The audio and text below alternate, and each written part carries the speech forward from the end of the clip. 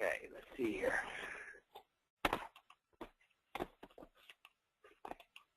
Okay, so the first thing we're going to do is talk about, just do a real quick overview, and then I'll give you a technical tour of the appliance itself, and then I'll talk a little bit about the embedded analytics that come with the product. So it's not only a data warehouse and a high-speed warehousing processor, it's also an analytics tool that can be used to do very complex analytics within the box, as opposed to bringing the work back out of the box and having it done by a tool such as Cognos or other BI tools. After that, we'll have a question and answer session. So let's start with the overview. IBM has a whole product series called Pure Systems, and the objective of this whole product line is to start to come up with centralized functionality for different types of necessities in the marketplace. Each one of the Pure Systems has the characteristics of, number one, capturing a lot of expertise from existing products that IBM has been working on for years. Second, each one of them is an integrated type of system, meaning that it's not a bunch of parts that you glue together, but instead it comes basically in a ready to plug in, ready to start working with configuration. And third, the appliances within this family are simplified in that using them is not a matter of being a total expert in low-level database technology, for instance. So these machines come with a variety of different tools and capabilities to make the use case a lot more convenient for your companies. Okay, the Pure Systems arena breaks down into three major product lines. There's one for handling infrastructure, and these are appliances that are easily adapted to the infrastructure services that are necessary for your company. The second is pure application. There's a number of new models here, and these are really application servers. They are tailored towards specific types of applications. And then the third is pure data, and these machines are oriented towards more of the database operations that your company needs to do. And that is simple as just building warehouses for storing information all the way to analyzing information from throughout your company and doing very complex analytical functions on that information to start to come up with answers that help you tune your business experience and your future direction. So the Pure Data family is what we're concentrating on today, and it's made up of three pieces. There's one that is focused towards transactions called Pure Data System for Transactions, and this is a DB2-based appliance that is developed and supplied for doing very high-speed, multitasking type OLTP work. The bottom one is Pure Data for operational analytics. This is a warehouse-type device that is also tuned for very rapid and up-to-date updates so that you can keep the data fresh up to near real time. So it's designed to do not only a good level of analytics, but also to keep data at a state of current within the analytics set that you need to have in order to make decisions. The Pure Data System for Analytics is really focused directly on warehousing and analytics.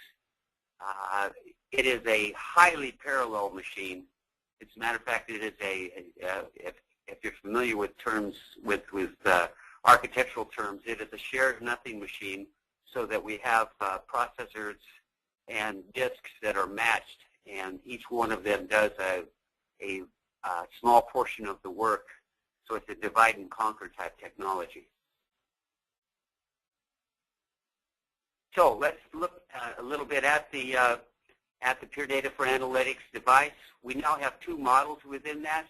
The N1001 was the old Netezza twin fin appliance.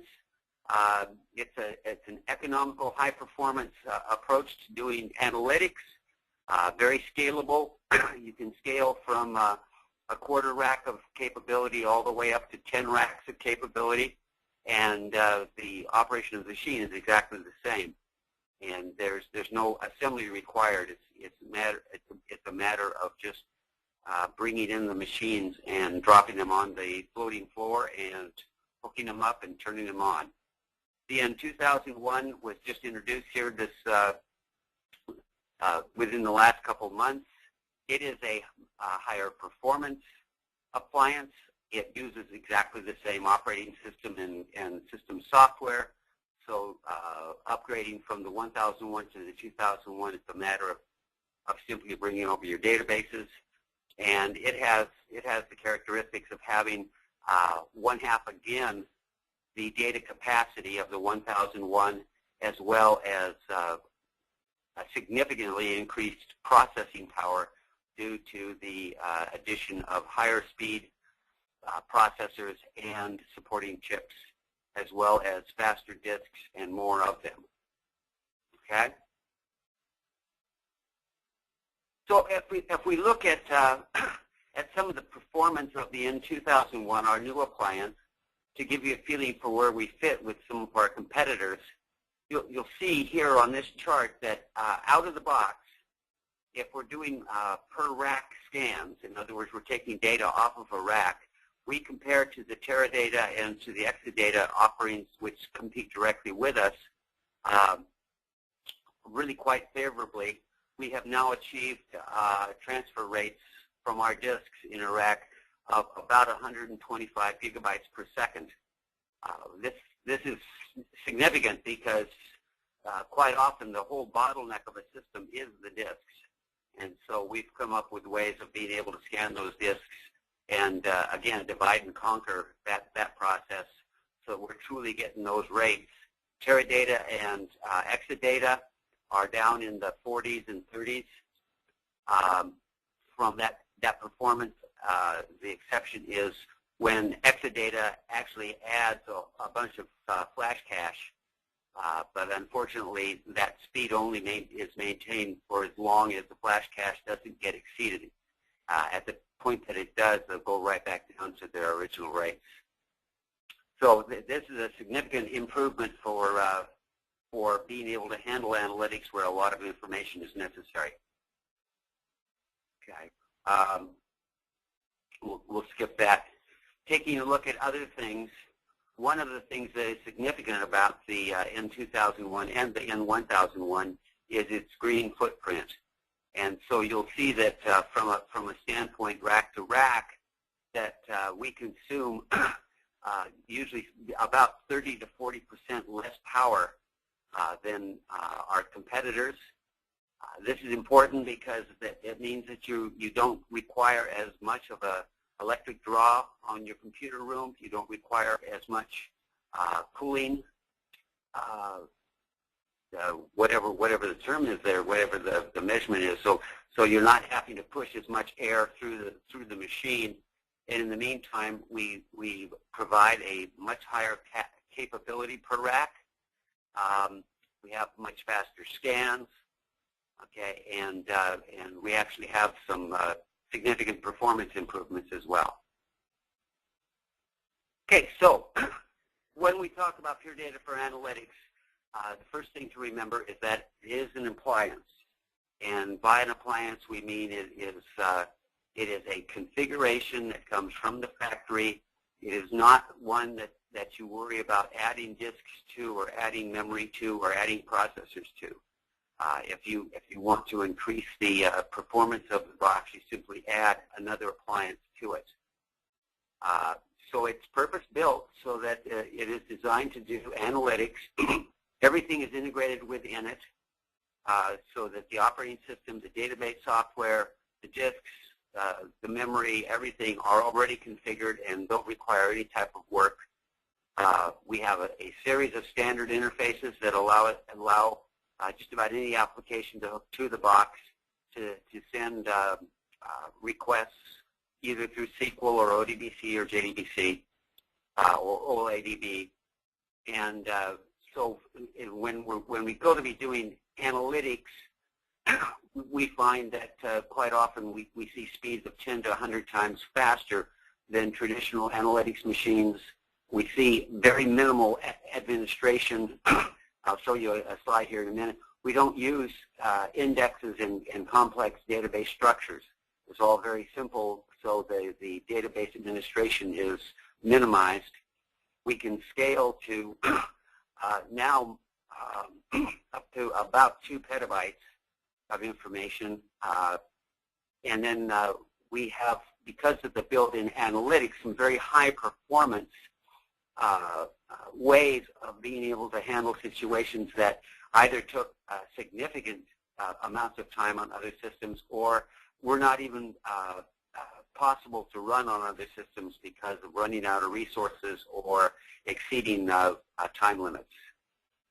So in a lot of cases, we see queries that running on traditional systems would take hours and sometimes even pushing days that are moved back down into the seconds and minutes category.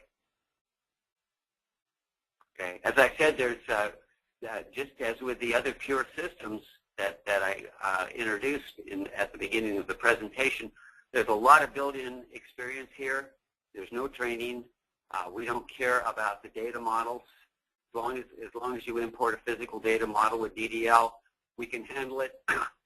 It's fully parallel, and it is designed to do nothing but database analytics. It's not an OLTP machine, and that would be quite a mismatch if you were trying to do that. Everything is integrated inside, so not only do you have the servers and the databases and the memory and the disks and everything all put together, they're put together in such a way that they are all parallel in nature, so that work that is assigned to the machine is spread out across a significant number of elements. In the single rack machines, we have 960 processing pairs, and each one does its own individual work and feeds back results. As an example, we also have added into the system enterprise class security and also platform management, which means that we can keep your data safe. We actually have the ability to tighten down security to the point where a particular user can only access a particular table, and no one else, for instance, can access that particular table. We can actually also have users as part of groups, with the groups having the permissions which are inherited by the users and so forth. Standard high-level security. The simplification, we seriously can bring in one of these machines and within the first day have it up operational and what I call database ready, and that you can actually just sit down at that point and say create database. You don't have to worry about laying out RAID arrays. You don't have to worry about logical and physical volumes. You don't have to worry about adjusting the sizes of your heaps and stacks and other things. And if you're a DBA, I think you'll appreciate the simplicity of all that. Okay. Part of the simplicity is that we don't have any indexes, and we don't have any real tuning factors. So we don't have a configuration file of 100 or more factors that you want to tune for memory sizes and for workload parameters and so forth. We do have workload adjustments that you can make, but they're not done at the configuration file level. Okay, we don't use any of the complex structures that a normal database does. So if you're familiar with database technology, you'll see in there, for instance, we don't have to lay out RAID environments. We have a standard RAID environment that is implemented, and it just comes with the box. There's no maintenance of the operating system. with the service agreement that comes with the machine. Whenever there are operating system changes, that is provided as part of your service agreement. And the same goes with new versions of the operating system and of the database software that is in the machine. So there's no charges for upgrades as long as the maintenance agreement is in place. And so and there's no software installation that you have to worry about. It actually comes in the machine prepared and ready to go. In traditional database work, if you're familiar with, for instance, creating a table, this is a legacy way of creating tables. So you'll see that here that all I'm doing is creating a table, but I'm also worrying about journaling. I'm worrying about compressing some of the columns because they might be too big. I'm worrying about creating indexes so I can get to the data faster. And then I'm also worrying about how I partition that table across multiple partitions so that I can actually access them in a more parallel fashion. Okay, and then I quite often will worry about other things like logs and table spaces and how many extents I want to put on a particular table so that it can grow without requiring any intervention and so forth. So there's a lot of things that you normally worry about when creating tables. With Netezza, all of the things in this particular statement that are grayed out are not necessary. So if you boil this down to the real work, I'm just saying I'm going to create a table with a number of columns, and the one thing that differentiates us is that the clause at the very bottom that says distribute on. This is actually the key that we use to spread the data out on the disk. This is usually the one column that has the most diverse range of data and that has the most granularity in values, so that we can actually get a very good spread of that data across, up to 960 disks in a single rack. Okay. So what does that mean? What it means is, in the traditional case, when I had a request for some information from warehouse, what I would do is I would send that request to the CPU on the warehouse machine. The warehouse machine would then go and retrieve a tremendous amount of data and bring it back over and crunch on it within the main host, and then send back the results. The real problem here is that arrow with all the trucks coming across it of trying to pull that data out of the system and then actually do all that work in the CPU memory. What we've done is we've put that work a lot closer to the disks, and then we've come up with ways of being able to select only the data from the disk that's really necessary instead of doing large fetches of the data and then throwing away a bunch of it as we do our analysis. So quite often we see improvements in the percentage of CPU requirements that are necessary to handle queries coming from users down to 2% of the original load. And quite often we see about 1% of the real network traffic that we saw before when the disks were not closely integrated with the processing. So the way this works is that there are pairs of processors that divide and conquer the work from that it's giving to them by the hosts. So on the right-hand side of the big square here, you'll see that there's what we call a light host. This is an X series machine, and it actually receives all the requests from your BI packages or from your loaders or whatever else is trying to pound on the machine for results. And within that light host, there is a query optimizer that is running that then splits up those commands and pushes those commands out to each one of these processing pairs that you see. So you'll see that there's a CPU, and then there's also a thing called the FPGA, a Field Programmable Gate Array. This field programmable gate array is really the secret to the high performance of this box. We program that with very specialized proprietary algorithms that are able to then take advantage of the split up work, and they're able to then just select data from disk, provide it to their local CPU for processing, and then those processor pairs send back their portion of the answer.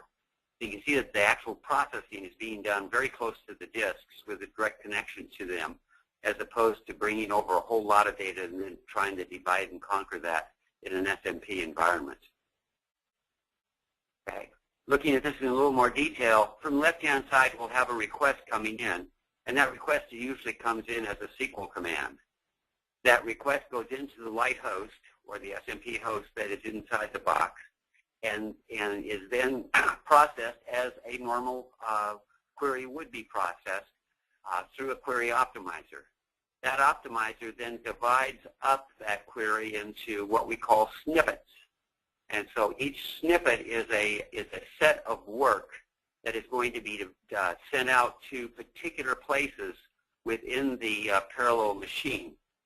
So you can see that it is sent out to these various places. Each one of these S blades, which is where the information, where the requests end up, which have the connections to the disks, then divide that work further across their sets of CPUs and FPGAs and associated disks, and do the actual processing, okay, and bring back their results, which are consolidated back in the host, which is then presented back to the application that sent in the query in the first place as a result set.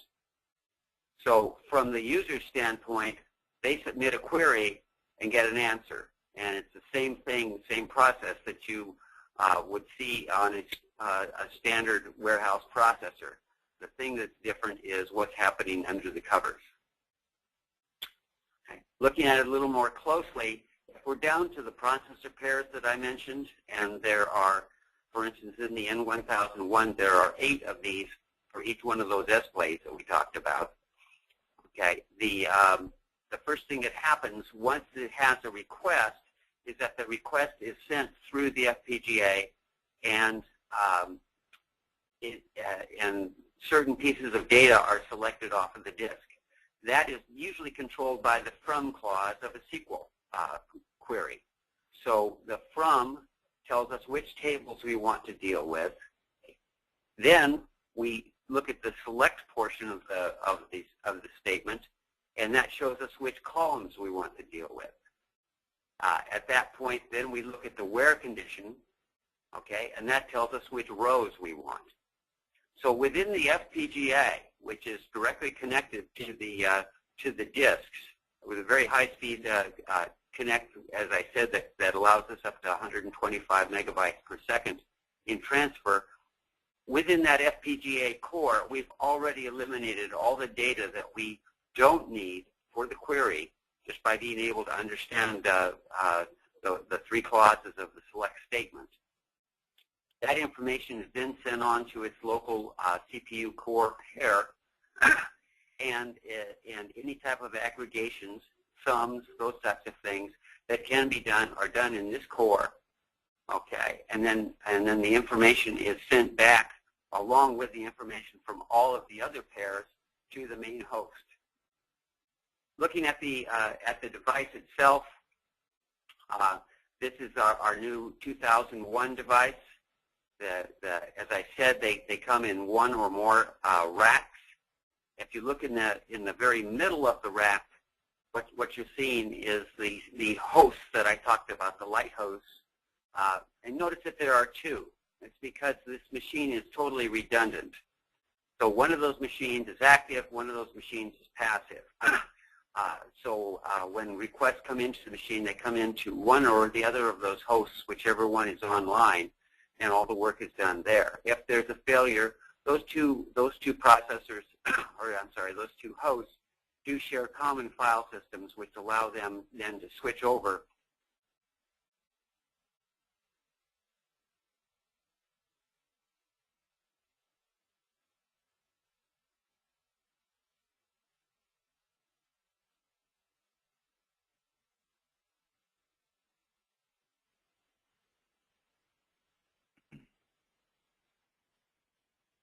looks like we may have lost sound on Dan. Mangesh, are you still there? Yeah, I'm still here. We've still got his slide up, but don't have audio. So hopefully he can. Dan, if you can hear us, we lost your audio. And we'll wait for him to call back in here.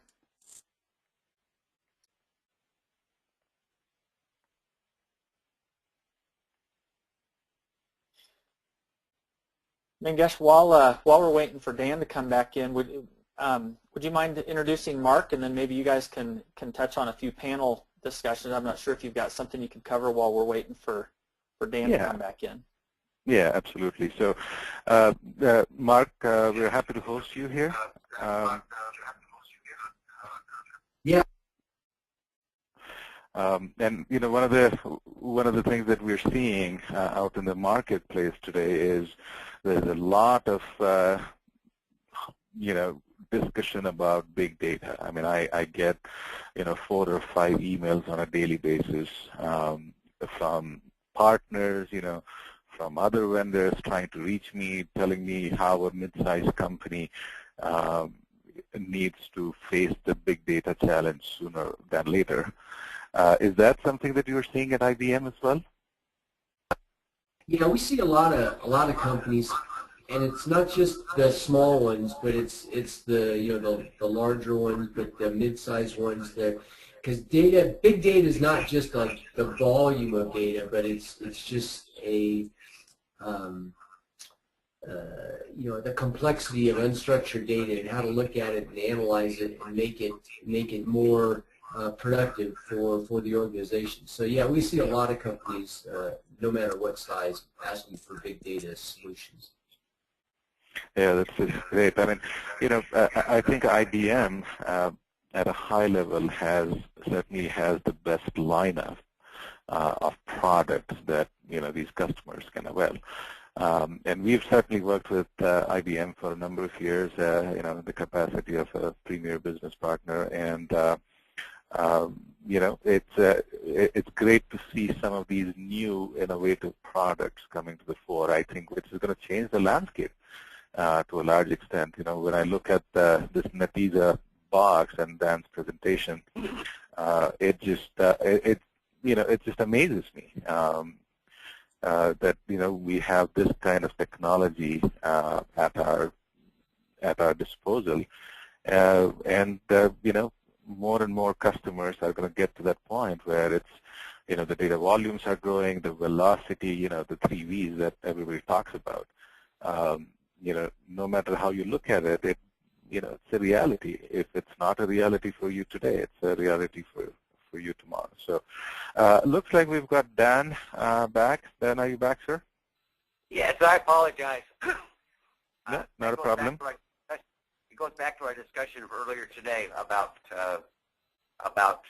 if something can go wrong, something will. Yeah, indeed.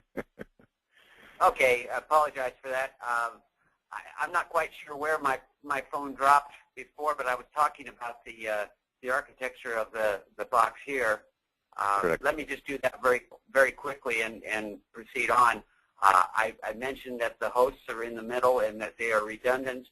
I was talking about the S-blades, I believe, down at the bottom, which are the combination of processors and FPGAs and memory put into groups on boards. And then the rest of the machine that you see here, the nice little lined up slots, are all disk drives. So that can give you an idea of how much disk storage there really is in one of these devices. Right. Okay. In your slide deck, this gives more information. I don't think we need to go down to this detail at this point, but it's here for reference. We have the 2 families, as I mentioned. One is the 1001 model, and this will give you a feeling for the sizes. You'll notice that the 1001-100 goes up to about a compressed capacity of 1.2 petabytes of information. We also have a development system at the bottom. This system does not have the same redundancy as the rest of the product line, but it is very useful for developing applications, and it uses exactly the same software, exactly the same algorithms as the larger systems use. So it's available for development and test, so that there's no impact on the production machines as they're used. The N2001 models right now range up to the model 040, which has a capacity of about 768 terabytes. There are larger models to come, but at this point, this is a newly released line, and these are the configurations that are available. If you look at the left, and if we go back up to the 1001 models for a second, you'll notice that the first two models actually have less than a full rack of devices within them. So the 1001-002 is the equivalent of the Twin Fin 3, which is the quarter rack configuration. The 005 is a half rack configuration. In the 2001 models, the 005 again is a half rack configuration, and after that, each one of the models is really just a measure of the number of racks that are included in the overall solution. Okay, from a standpoint of getting information into the machine, or getting information into the machine, you can see that we have a whole series of products. A lot of these products don't just feed JDBC or ODBC type connections.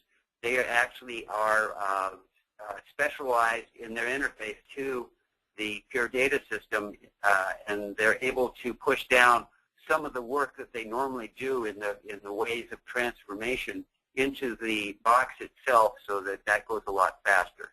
And that's a process we now call ELT as opposed to ETL.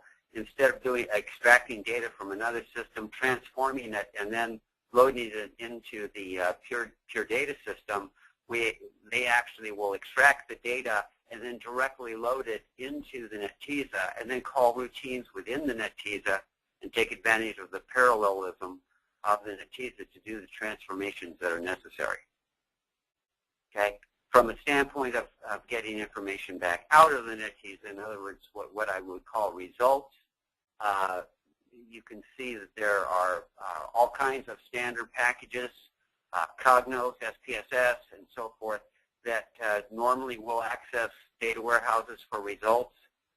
And again, in a lot of cases, using SPSS is just one of the examples. A lot of the mining, the data mining that they normally try and do on their workbench, which requires them to bring significant information out of the warehouse and then process it at their station, is now done within the Netezza by simply pushing down some stored procedures which represent their algorithms into the Netezza, and then allowing the Netezza itself, or the pure data system, to actually take advantage of the parallel nature of the machine and get that data mining work done significantly faster. In some cases, hundreds of times faster. Okay, so talking about analytics, let's just move on here real fast and look a little bit at the analytics that come with the box. Okay, the idea of moving analytics into the data warehouse means that you take the same configuration that you're used to. You've got a server, and it's got some storage, and you've got the database sitting on that storage, and it's associated with the server and the database software. The only other difference is that now we've got these analytics routines, which normally run outside of the system as well, and we're going to take all of that into the integrated environment of the pure data system, okay, and turn that pure data system into a combination of a warehouse and a series of analytics tools that can be called from externally without having to do the process, the actual analytics work outside of the warehouse. Okay, and so what this leads to is a higher and higher expectation of performance of the machine, where it used to be that we were able to get reporting out of a machine and do a lot of that reporting work then on a fairly heavy client. We've gone further up the curve to the prediction analytics side of things, where we start to ask more sophisticated questions, not what happened, but what will happen, what type of impact can we expect. Again, so this is where your data mining and complex analytics, mathematical and statistical analysis and so forth come in.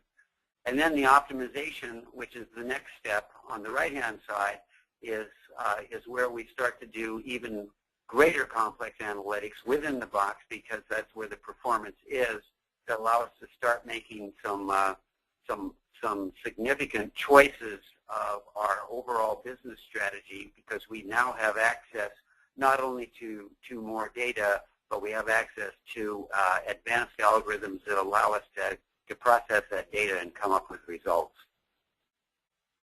Okay. Looking at our analytics packages, you see that here we've got three things in the middle that combine to make our analytics. One is that there is a development kit that can be used to develop analytics routines of your own. The second is that we have a significant number of in-database analytics that we provide with the machine. Those are the ones in the lime green box. Okay, so you can see that we have everything from mathematical to statistical to time series to geospatial. And the geospatial routines that are in there really come from Esri, and they are a fixed set of algorithms that you no longer have to worry about running outside of the data warehouse. They're simply there, and you call on them and specify what data they should analyze. Okay, and the third are other in-database analytics from third parties that can be pushed into the machine. And so you'll see things from fuzzy logics or SAS or SPSS, where these routines are actually put into the Netezza as well, and then called from the external packages being run by those vendors. Okay. We have a significant number of analytics routines or capabilities built into the Pure Data System for analytics. You'll see, compared to our competitors, that we have a significantly larger set of functionality built right into the machine. This is important because this analytics comes as part of the box. It is not an add-on option. It is part of the configuration that is purchased when you buy one of the Pure Data for Analytics machines. Okay, so at that point, I'm just about out of time, and what we decided we were going to do was see if there were questions from the audience, and maybe have a discussion a little bit about some of the other features of the Pure Data for Analytics system that our attendees might be interested in hearing about. Yeah, yeah, absolutely. This was a great presentation, Dan. Thank you so much. You know, as I was listening to you, one thing that struck me was Netezza does not use indexes. You know, in an index live or die by indexes. You know, it just amazes me that you know, the database doesn't have any indexes. Talk a little bit more about that, and you know, why not, and how does the query engine work without indexes? Sure, and I mentioned, I think when we were talking about the SQL statement for creating a table, that the only thing that we asked in that syntax was to come up with a distribution key. Right. And that distribution key is the whole key to the performance of things. So rather than indexing on one or more columns, we actually just create this key. And the key is not so much for access as it is for how the data is initially distributed. Right. So distribution of that data is obviously the whole element of the performance of this box. If I've got all my information on a set of disks that are accessed by only one or two pairs of CPUs and FPGAs, I'm going to go very slow. If I've got my information spread out so that it's across, for instance, all 94 data slices in a rack, then I'm going to go very fast. And quite honestly, the performance scales almost linearly. and it actually does scale across racks as well. So a query that is nicely spread across a quarter rack will run 4 times as fast if it's spread across a full rack. And right. we've got use cases that show that. So that the key is distribution. If your distribution is not right, you experience something called data skew. If you have data skew, that means that you're overloading some of the processor pairs, and the other are sitting idle or they're doing other work. So if we look at an example here, this is a distribution of about 2.2 trillion records. Okay, wow. And the bars at the bottom are how the data was distributed across all of the disks in the machine. Okay, based on a distribution key. Now, had this distribution key not been a good key for spreading the data out, you'd start to see bars that were significantly higher than other bars. And at that point, the rule in all parallel processing is you're only as fast as your slowest member.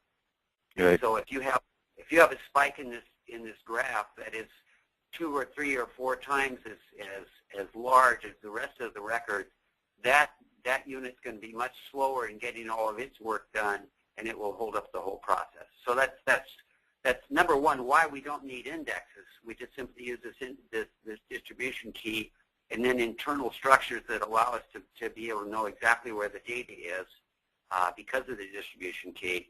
So in that case, so for that, you can think of the distribution key as a simplified index. But the real trick to the distribution key is to get the information spread out so that it's evenly worked upon, and the results are returned in a very fast fashion. Right. Right. Perfect. Yeah, this is almost amazing to me because I've been in that space where you have to figure out how to create indexes and then make sure that it's appropriate, that adds to the maintenance, that adds to the daily workload that a particular data warehouse team might face. So definitely having this functionality and this level of parallelism is going to be extremely helpful in shortening the amount of work that we have to do, as part of the data warehousing team. The example of 2 trillion rows that you just showed, Dan, I mean, it seems mind-boggling in my mind, because we couldn't even think about, billions of rows, let alone trillions of rows, but it's fantastic to see that. So, with this level of parallelism, a lot of questions would be around ETL and ELT, and I think you touched a little bit upon this earlier during the presentation. What would be more beneficial if I were to have a Netezza appliance and I had, I had the parallelization at my disposal? Should I use ETL? Should I use ELT? What are your thoughts on that? Well, the short answer to that is yes. You should use both, depending on the situations. But the time that you use ETL is when you have a sophisticated ETL tool and that you have work that you need to do on data that's coming in that's very complex and cannot necessarily all be pushed into the Netezza or pure data system. So, but for instance, if you're using a tool like Data Stage, one of our info products, and you're bringing in a bunch of data from a bunch of disparate sources, and there are different types of formatting work and so forth that have to happen to that data so they can all be put into a much more common structure with the right types of formats in the various columns in the tables. Quite often what Data Stage will do is bring in that information, package it up, and actually load it into the Netezza, and then call routines that it has already instantiated in the Netezza to actually do some of the more complicated work. Now, that is absolutely transparent to the person who has started the job in data stage to do what he thought was going to be ETL. So in this particular case, your ETL becomes ELT, but that's absolutely transparent to the user. Right. So a lot of it can be done under the covers. So, right. but the whole idea of ELT is to be able to take advantage of the parallel nature of the pure data system and to be able to speed up the process of being able to process all of that data coming out of all these disparate machines that you want to put into a common warehouse. Right. Right. That's a great recommendation, Dan. So, you know, I keep going back to the fact that Netezza has so many built-in analytical functions. I mean, you know, back in the day, it used to be, you know, you sample the data, you take a, you know, educated sample from your data set, and then you feed it into some sort of analytical tool, you know, and make some educated guesses. But with the built-in analytics, it almost seems like you can run the analytics on your entire data set with Netezza. Would you talk a little bit more about that? Yeah, the whole idea, you know, we just talked about the ELT, and that was done by Builtin Functions.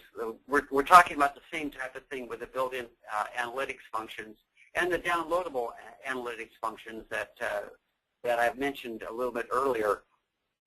So when we talk about analytics in database, what we really talk about for the people online who are DBAs or database users, we're talking about stored procedures, and we're talking about functions and user-defined functions.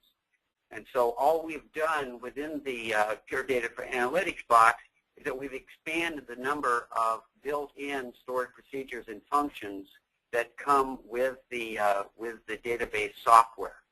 And so these functions are readily available not only for your programming needs, but also for your external needs when you want to run a particular algorithm against a particular set of data. And so you can think of the statistics side of things, for instance, using SPSS to want to do some statistical work on a portion of your warehouse. To the user, you're simply using SPSS to create some statistical information. Under the covers, SPSS is saying, okay, rather than pulling 100 gigabytes of information out of the warehouse so that I can process it all here and do the statistical work, in this particular situation, I know I already have the statistical routines within the Pure Data for Analytics system. And so what I'm going to do is I'm going to push down a call to the stored procedure that represents that work and have all of that work done right at the disk level by the parallel processors within the machine. So that saves me a significant amount of time trying to transfer the information over, and more significantly, it allows me to be working with a much lighter workbench, reducing the price of being able to give analytics to many more people within the company. Right, absolutely. Does that help? Yeah, no, absolutely. I mean, you know, it certainly, you know, the term time to market is probably overused. But I see some real benefits here that our, you know, customers or, you know, our prospective customers can leverage out of the appliance. I mean, it's, you know, like you said, and it's purpose-built. It's there. It's ready to go on literally, even possibly on day one of the box or the rack being shipped out to a customer site. Obviously, there has to be some due diligence in making sure that, you know, the box is ready to go and so on and so forth. The network is there, but, you know, we can start. We can almost provide a quick start to our customers, and the time to market is significantly reduced. The other benefit that I see here is the administration part. I mean, for a data warehouse around 8 terabytes, probably, at least in my opinion, with the legacy type of systems, takes 2 to 3 people just to maintain, just to maintain the hardware. Make sure the software is up to date, the patches are done, you have to have downtime, you have to do a whole bunch of planning around how you're going to upgrade these things. And that, that simplification in terms of daily operation is huge in my mind. Absolutely. So one question for Mark, and Mark, you're still with us, right? Yeah, I am here. I'm here. Okay, okay. So one of the questions I had for you was, you've seen this, you've been in the space for a long time. Have you seen some use cases at IBM customers that have utilized appliance like this, whether it's Netezza, whether it's the DB2 base, and how have they benefited? I mean, I'm sure you have strong use cases where organizations have benefited deeply. Yeah, I've seen a lot. Well, several use cases for appliance-based, analytics, whether it's Netezza or one of the other appliances that IBM has. One is, and this is, I mean, it's a fraud analysis, or like if you've ever had your, you've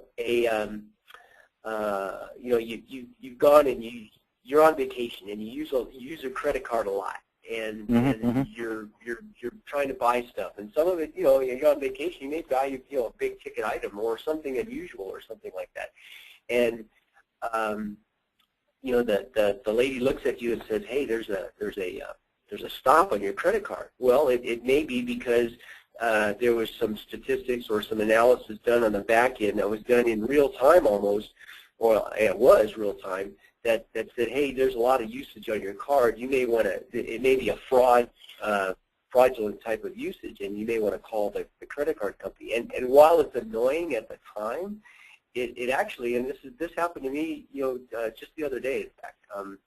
It was annoying, and I said, wow, that really, kind of bites, that I had to, turn around and make a call to the credit card company right then and there. But, it actually, I thought about it and said, hey, that's pretty good, because they could have, my wallet could have been stolen and the credit card been used by someone else. So that was a real-world example that happened to me that I thought, wow, this is pretty good. And it actually was on the back end of one of our customers that was using a Netezza box. So my suspicion is that a lot of the analysis that was done to determine whether this was a fraudulent type of a charge was being done by Netezza box on the back end. So that, I think, is a real-world example that I think anybody can relate to. Yeah. But there are several other ones out there that are obviously that are built. I mean, there's a lot more that we could talk about. But I thought that one was something that was useful, and I thought everybody, like I said, could relate to it. Yeah, absolutely. I mean, that's a great example, Mark. So thank you for that. One final question I have for Dan is, when I look at when I was listening to your presentation, Dan, to a certain extent, I was intimidated in a good way. The technology is at my disposal, but then obviously, do I have, my question as a potential buyer would be, so do I have to buy the whole thing, and how much is it going to cost me? But I think you touched a little bit upon, the different configurations of the rack. So talk a little bit about that and how easy it is to scale up. If today I have a need for half a rack, and then a year from now, 3 years from now, I need to upgrade to maybe 3/4 of a rack. How easy it is to upgrade? Okay, yeah. One of the things about the Pure Data System for Analytics is that, as I said, it usually just comes in rack configurations and then combinations of those racks. I should say a number of our customers quite often will start with a full rack, and at the end of about 2 years, and we normally help them size things so that they get 2 or 3 years worth of growth into the machine. Right.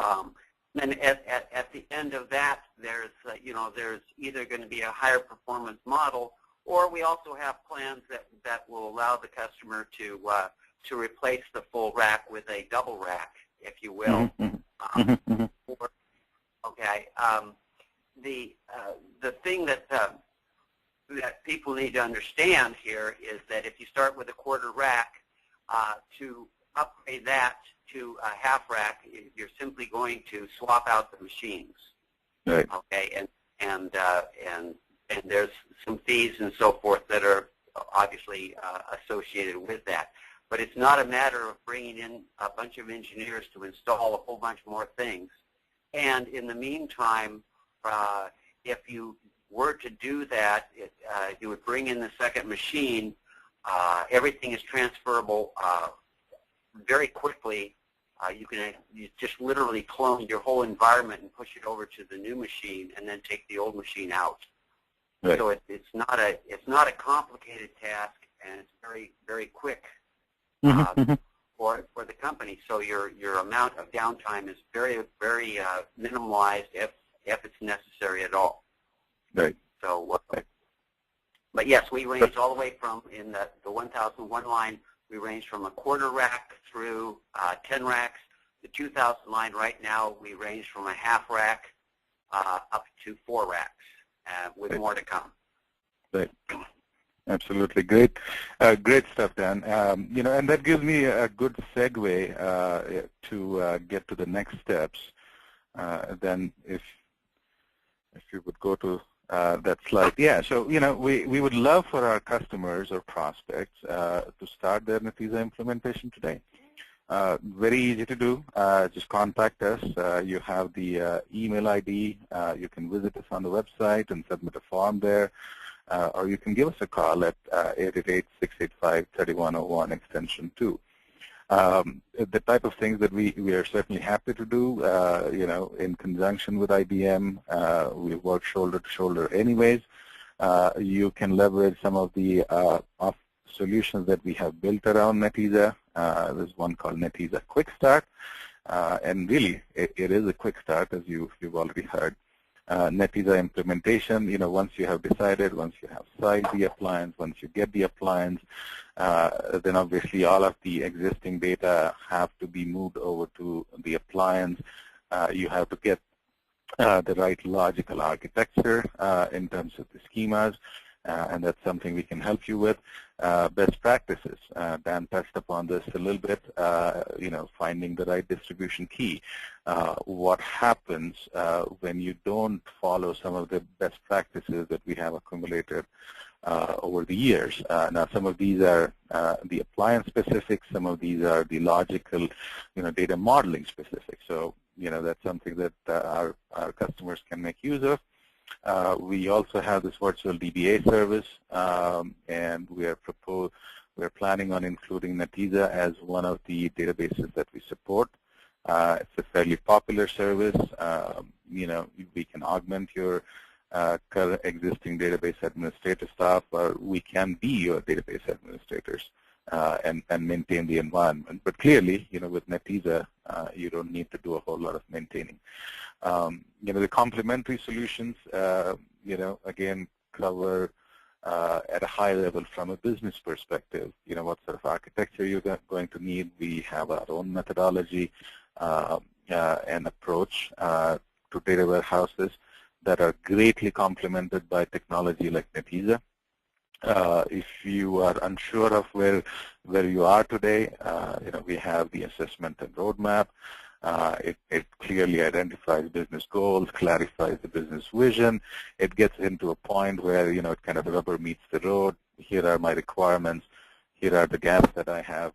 We come in and make sure that we identify both of those and recommend solutions and clearly identify projects in terms of roadmap. So with that, Ray, I think we ran a couple of minutes over. Yeah, and I think that's fine. Just a couple minutes, and I think with that, I think most important thing to do now is to thank Dan for the presentation. Thank you. We really appreciate your time. My pleasure. Yeah, and thank you, Mark. Yes, thank you for the opportunity.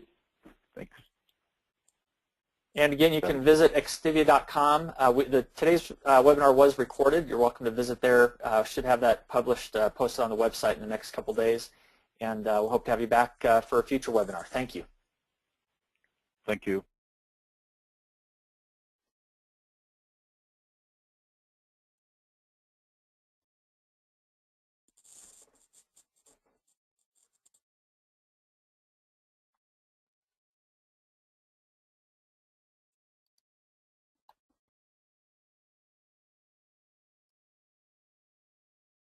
The organizer has ended the session, and this call will be disconnected.